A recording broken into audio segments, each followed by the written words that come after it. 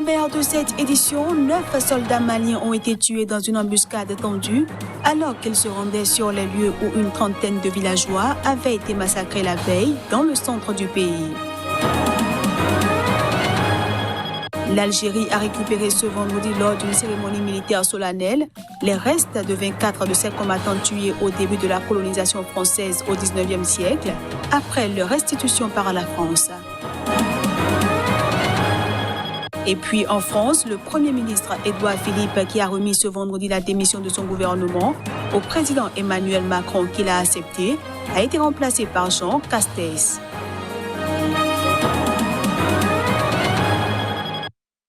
Voilà pour le sommaire. À toutes et à tous, bienvenue. Au moins 7 personnes ont été blessées ce samedi par l'explosion d'une voiture suicide interceptée par la police à une entrée du port de la capitale somalienne, Mogadiscio. Selon les explications de l'officier de police Abdou Kadir Ahmed, un kamikaze a tenté de frapper un poste de police à l'entrée du port, mais les forces de sécurité ont ouvert le feu et l'ont abattu, provoquant l'explosion du véhicule. Il ajoute que 2 policiers et 5 civils ont été blessés. Selon des témoins, les policiers ont fait feu sur la voiture après que son chauffeur eut refusé de s'arrêter à un checkpoint. Pour le moment, la tentative d'attentat n'a pas été revendiquée, mais ce genre d'attaque est généralement attribué par les autorités aux militants islamistes Shebab qui poursuivent leur offensive contre l'État somalien et ses soutiens internationaux. 9 soldats maliens ont été tués dans une embuscade tendue alors qu'ils se rendaient sur les lieux où une trentaine de villageois avaient été massacrés la veille dans le centre du Mali. C'est ce qu'a indiqué le porte-parole de l'armée. Les forces armées maliennes ont annoncé la mort de 9 de leurs soldats dépêchés dans le secteur de Bankas où les hommes armés avaient massacré 30 civils. L'attaque s'est déroulée à l'entrée de Gouari, l'un des villages dans lesquels des hommes armés ont massacré une trentaine de civils mercredi dernier. Un détachement militaire a été dépêché sur place le jour même et a participé à l'enterrement de 31 corps. Des villages avaient été attaqués simultanément. Il s'agit bien évidemment du village de Wari, du village de Djimdo, du village de Pangadou et de Yalakanda, dans le cercle de Bankas, région de Mopti, centre du Mali. Les femmes ont pu constater des cases brûlées ça et là et beaucoup de corps, beaucoup de morts. Alors ce jour, les femmes ont aidé, assisté et participé à l'enterrement de 31 corps. Le lendemain encore, des informations d'attaque des villages de Wari et de Djimdo sont parvenues aux femmes. Les femmes ont aussitôt, immédiatement aussi dépêché un détachement. Alors, à l'arrivée, aux environs de 20 heures, le village semblait désert. Il n'y avait aucun signe de vie pratiquement. Juste à l'entrée, les femmes sont tombées dans une embuscade. Alors, au cours de cet accrochage, il faut le dire, nous déplorons, aujourd'hui, au moment où je vous parle, nous déplorons 9 morts et 2 blessés. Nous avons aussi enregistré du matériel détruit. Le centre du Mali est l'un des principaux foyers des violences parties du Nord en 2012 et qui se sont propagées depuis 2015 vers le sud du pays, mais aussi au Burkina Faso et au Niger voisin. En Éthiopie, le Premier ministre Abiy Ahmed a estimé ce vendredi que le meurtre d'un chanteur populaire et les violences meurtrières qui s'en sont suivies constituaient des tentatives coordonnées de déstabiliser le pays. Achalou Ondessa, chanteur porte-drapeau de l'ethnie Oromo, la plus importante du pays, a été tué ce lundi par balle par des individus non identifiés. Le Premier ministre éthiopien Abiy Ahmed, qui s'exprimait lors d'une rencontre avec de hauts responsables sécuritaires, a estimé ce vendredi que le meurtre d'un chanteur populaire et les violences meurtrières qui s'en sont suivies constituaient des tentatives coordonnées de déstabiliser le pays. Le chef du gouvernement a promis de poursuivre ceux qui tirent les ficelles en coulisses, sans toutefois les nommer. Achalou Ondessa, chanteur populaire et porte-drapeau de l'ethnie Oromo, la plus importante du pays, dont est également issu le Premier ministre, a été tué lundi soir par balle par des inconnus. Son meurtre a déclenché une flambée de violence qui a coûté la vie à 97 personnes, selon des bilans officiels. 5 personnes ont été arrêtées en lien avec le meurtre du chanteur. À plusieurs reprises cette semaine, des responsables gouvernementaux ont laissé entendre sans apporter de preuves que l'Armée de libération Oromo, un groupe rebelle, et le Front de libération du peuple tigréen, un parti d'opposition, n'étaient pas étrangers aux événements de la semaine. 3 figures de l'opposition, dont l'ancien magnat des médias Jawar Mohamed, ont été arrêtés en lien avec les troubles de cette semaine.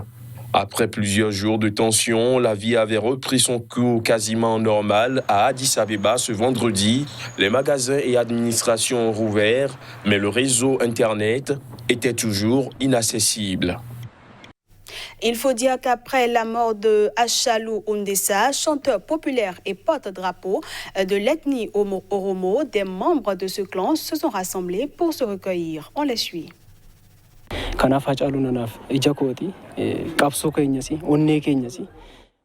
Achalou est le cœur et les yeux de notre lutte. Je suis très triste, non seulement en tant qu'individu, mais aussi en tant que nation. Il est les yeux du peuple Oromo et maintenant, ils nous ont aveuglés.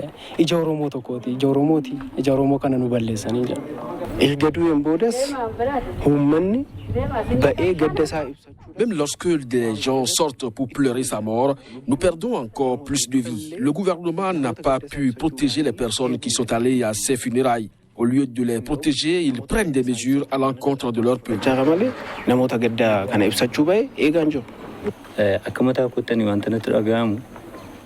Je prends le meurtre de Achalou comme s'ils avaient purifié le peuple Oromo. Il est la colonne vertébrale qui nous a tenu la tête haute. Ce journal se poursuit. La Commission électorale de la République démocratique du Congo a bientôt un nouveau président à sa tête. L'Assemblée nationale a en effet entériné son choix, une action qui a suscité ce vendredi la colère des ONG pro-démocratie à l'unisson des églises catholiques et protestantes. L'actuel secrétaire exécutif de la Commission électorale nationale indépendante, Ronsard Malonda, est pressenti pour devenir le président de cet organisme en charge de l'organisation des prochains scrutins prévus en 2023. La plénière de l'Assemblée nationale a en effet entériné jeudi ce choix des confessions religieuses conformément à la procédure. La décision doit être envoyée au président de la République pour investiture par ordonnance présidentielle. Or, 2 des principales confessions religieuses, la conférence épiscopale, qui est catholique, et l'Église du Christ du Congo, protestante, s'opposent publiquement à ce choix. Ces 2 églises, qui représentent 80% de la population congolaise, ont dit non à la nomination d'un personnage qui a déjà fait ses preuves dans les fraudes électorales, a déclaré l'archevêque de Kinshasa dans son homélie mardi à l'occasion du 60e anniversaire de l'indépendance. Les principales ONG pro-démocratie ont qualifié de provocation le choix d'un cadre de l'équipe du président sortant, Corneille Nangaa. Joseph Kabila a gardé la majorité au Parlement malgré la victoire à la présidentielle de l'opposant Félix Tshisekedi, selon des résultats mis en cause par une partie de l'opposition et l'Église catholique. Les 2 hommes ont constitué depuis une coalition qui a connu ces derniers jours un regain de tension.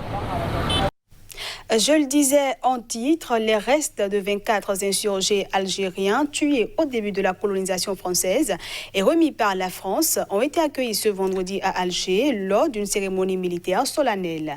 Les cercueils seront exposés pendant toute la journée de ce samedi au Palais de la Culture avant d'être enterrés dimanche, jour anniversaire de l'indépendance du pays. L'Hercule C-130 transportant les restes mortuaires des 24 insurgés algériens tués au début de la colonisation française a atterri vendredi à l'aéroport international d'Alger, peu après 12 heures GMT, accompagné par 3 chasseurs de l'armée algérienne. Une fois sur le sol algérien, les 24 cercueils des martyrs recouverts du drapeau national ont été salués par une longue haie d'honneur. Ils ont été lentement portés par des soldats munis de masques sanitaires, puis sur tapis rouge et au son de 21 coups de canon.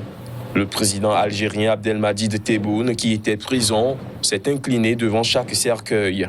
Les cercueils vont séjourner au Palais de la Culture où ils seront exposés pendant toute la journée de samedi. Les restes doivent être enterrés dimanche, jour anniversaire de l'indépendance de l'Algérie, dans le carré des martyrs au cimetière d'El Alia à Alger. Leur restitution par la France est un signe fort d'un dégel dans les relations entre l'Algérie et l'ancienne puissance coloniale, marquée depuis l'indépendance en 1962 par des polémiques récurrentes, des crispations et des malentendus. Lors d'une visite à Alger en décembre 2017, le président français Emmanuel Macron s'était engagé à restituer les restes humains algériens entreposés au Musée de l'Homme, un des sites du Muséum national d'histoire naturelle. On reste avec la France pour finir cette édition. Le président Emmanuel Macron s'est séparé ce vendredi de son populaire Premier ministre Édouard Philippe. Pour le remplacer, il a nommé Jean Castex, un discret inconnu issu de la droite comme son prédécesseur.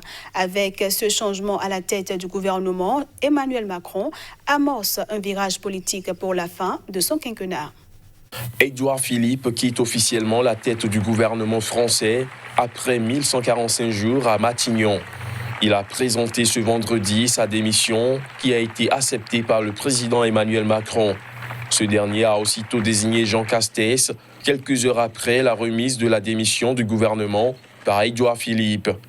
Ex-collaborateur de Nicolas Sarkozy, Jean Castex, maire du parti Les Républicains de Padres dans le sud-ouest, est depuis avril le délégué interministériel chargé du déconfinement.